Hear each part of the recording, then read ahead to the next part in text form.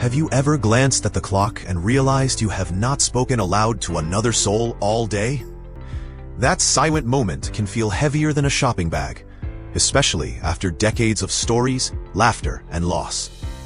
Tonight, we open a candid conversation about life after 80, where the hush of an empty room can echo louder than city traffic. Loneliness is not an emotion. It is a stealthy health hazard, quietly raising blood pressure and dimming joy. But take heart, there are proven ways to invite companionship back into your days, even if friends have moved away and family visits are sparse. Settle into your favorite chair, breathe deeply, and ask yourself, what would it mean to replace that silence with supportive voices again? Stay with me, because by the end of this discussion, you will learn 5 shocking truths about late-life loneliness and simple fixes you can apply today. Before we dive into each truth, let us recognize why this conversation matters so profoundly. Scientists now equate chronic loneliness with smoking 15 cigarettes daily, yet the warning label is invisible. Across neighborhoods worldwide, 1 in 3 adults over 80 spends entire weeks without meaningful eye contact, and that isolation chips away at memory, mobility, and zest for living. Understanding the forces that push people into silent corners is the first step towards stepping back out. That is why we will explore 5 specific evidence-backed realities: the social shrink that begins after retirement, the friendship gap created by mobility changes, the technological divide that locks doors to virtual communities, the grief loop that can trap the heart, and the silent shame that stops people from seeking help. Alongside each reality, you will hear quick, truly practical strategies, some so small they fit on a sticky note, to spark connection again, starting today. Truth number 1. The social circle contracts faster than expected. The first shock for many 80-year-olds is how rapidly once bustling calendars become blank pages. Former coworkers drift away after office farewells, neighbors relocate, and even favorite shopkeepers retire. Add reduced driving confidence, and the radius of daily life can shrink to a few blocks, narrowing opportunities to bump into familiar faces. A recent community-based study in Jakarta found that seniors who stopped leaving the house more than twice weekly lost half their social contacts within 12 months. Anecdotally, listen to Marian, an 83-year-old widow who noticed her phone barely rang once she seated Sunday choir due to knee pain. What surprised her most was not the physical ache, but the quiet of missing voices she had heard for 20 years. When company fades gradually, loneliness can sneak in unnoticed until one day it feels permanent. Yet this shrinkage is reversible. Schedule 2 micro outings weekly. Combat the contracting circle by putting small, attainable adventures back on your calendar. Think of them as social vitamins, brief, consistent doses that keep connections healthy. Choose destinations that feel safe daily, such as the local library's reading corner, a morning produce market, or a nearby park bench during community Tai Chi. Call ahead to ask staff about quieter hours or seating, easing any mobility worries. Marian used this tactic by penciling in Tuesday flower market strolls and Friday tea at her neighborhood cafe. Within a month, the florist greeted her by name, and a fellow tea drinker began saving her favorite window seat. These friendly nods may appear trivial, yet research shows even 3-minute interactions release oxytocin, brightening mood for hours. Write your 2 choices on paper now, post them by the door, and treat them like doctor appointments you never skip. Truth number 2. Mobility changes create a friendship gap.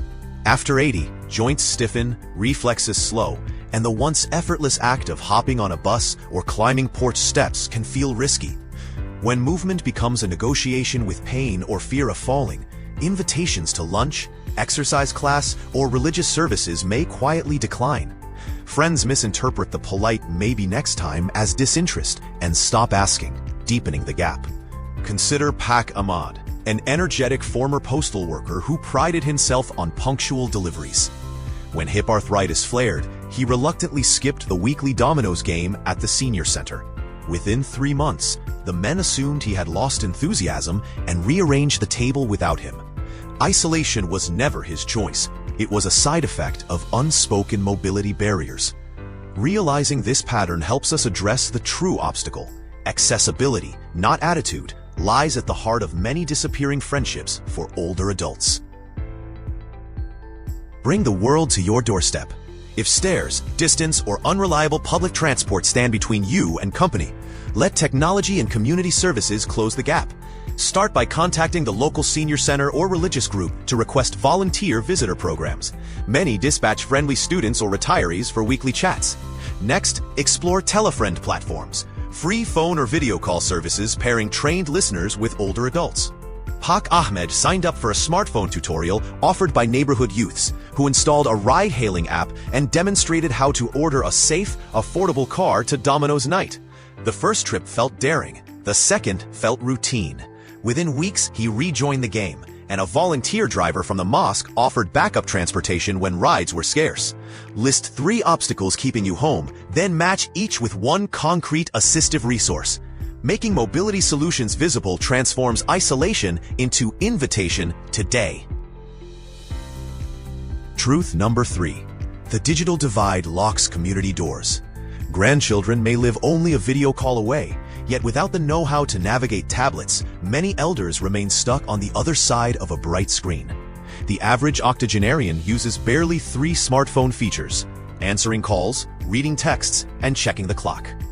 Apps that enable group chats, hobby clubs, or live exercise classes appear confusing, so invitations go unanswered. Imagine Mei Lin, 84, who loves watercolor painting. Her niece created an online art circle, but the platform required logging in with an email password Mei Lin forgot years ago. Embarrassed, she declined joining, believing technology was beyond her reach. The real barrier was not age, but instruction style.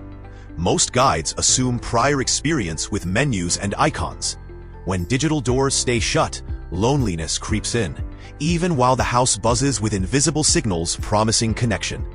Yet this gap can close faster than imagined. Learn one app through buddy coaching.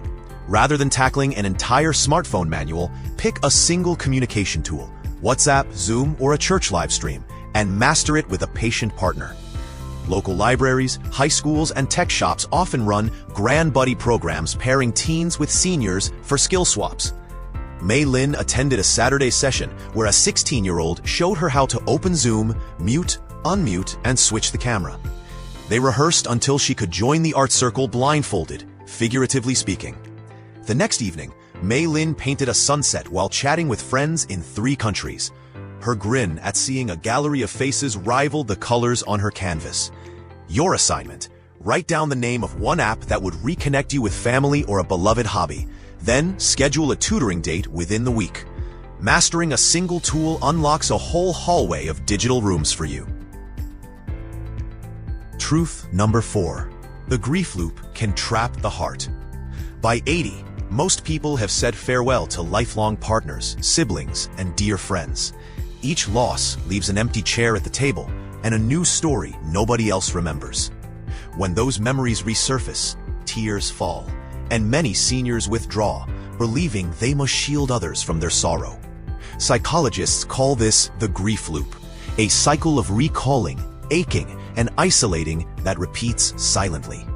Take Mr. Hartonen, a retired teacher who lost his twin brother. He found himself reliving classroom tales alone, fearing that younger relatives would find them dull. As days blurred, he stopped attending family dinners, convinced conversation would expose his pain. Yet, research shows sharing memories of loved ones strengthens bonds rather than burdens listeners. Understanding that grief seeks expression, not concealment, helps break the loop and invites companionship rooted in empathy, particularly during those vulnerable late-night moments. Host a memory-sharing tea. Transform grief into connection by setting aside one afternoon a month to honor those who have passed. Invite a grandchild, neighbor, or fellow widower for tea and ask each person to bring a photograph or small keepsake. Begin by sharing a brief story about the item, then encourage questions. The ritual creates safe space for tears and laughter, turning solitary remembrance into communal celebration. Mr. Hartono tried this with two former students. They brought exam essays his brother had marked with bright ink. The trio reminisced about blackboard jokes, and the teacher felt his twin spirit filling the room instead of haunting it. Print simple invitations, tape them near the doorbell, and treat the date as sacred. Regular storytelling retrains the brain, replacing grief loops with narrative bridges that span generations. This practice nourishes both heart and community resilience for years ahead. Truth number 5. Silent shame blocks the rescue line. Despite public campaigns, many seniors still equate loneliness with personal failure, as if needing companionship proves weakness. This hidden shame discourages them from admitting the problem to doctors, family, or clergy. A 2024 survey in Canada revealed that 68% of adults over 80 described themselves as fine, even while scoring in the severe loneliness range on clinical scales. Rosa, an 81-year-old former nurse, epitomizes this mindset. She dressed impeccably for church, but secretly dreaded returning to an empty studio apartment. When the pastor suggested a senior luncheon, she nodded politely, yet never attended, fearing others would notice her solitude. Shame locked every exit, reinforcing isolation. Recognizing that loneliness is a universal human experience, no more shameful than catching the flu, begins to dismantle the invisible barrier and lights a pathway toward support. Acknowledgement is the first, bravest, and most. Speak the feeling out loud.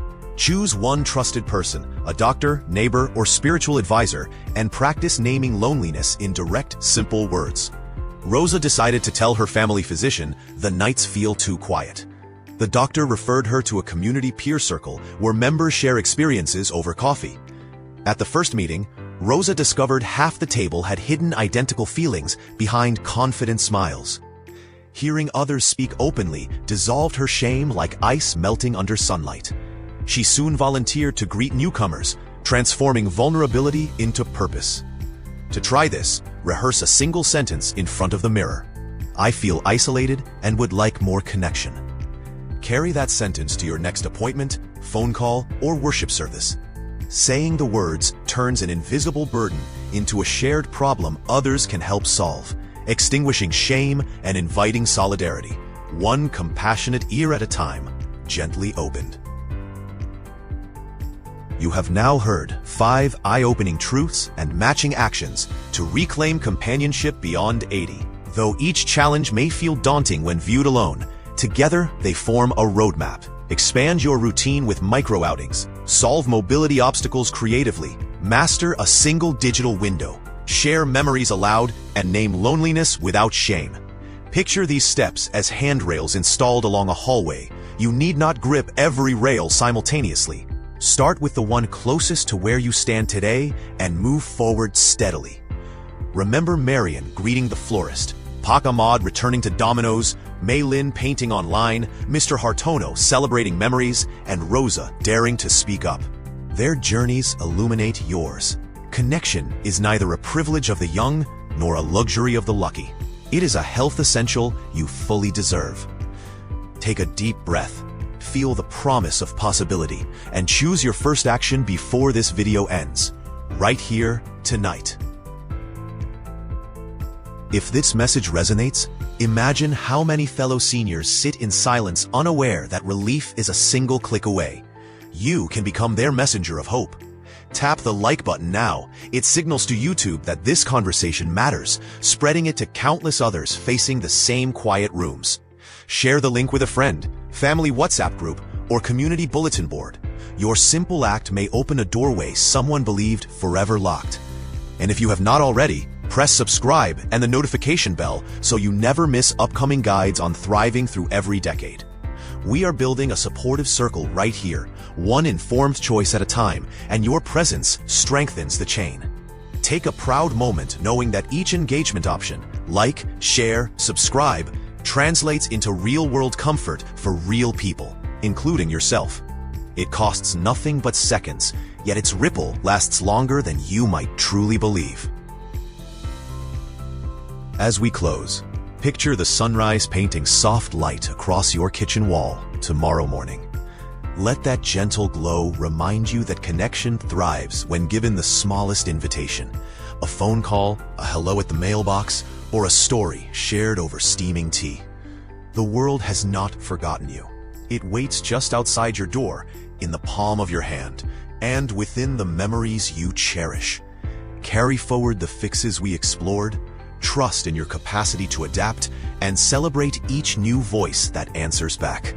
Until we meet again, take care of your remarkable heart, keep curiosity alive, and remember, you are never alone on this journey, because we are listening, learning, and cheering beside you every step.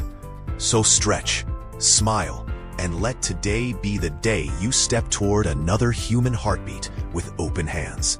Because friendship at any age is a priceless prescription worth refilling endlessly.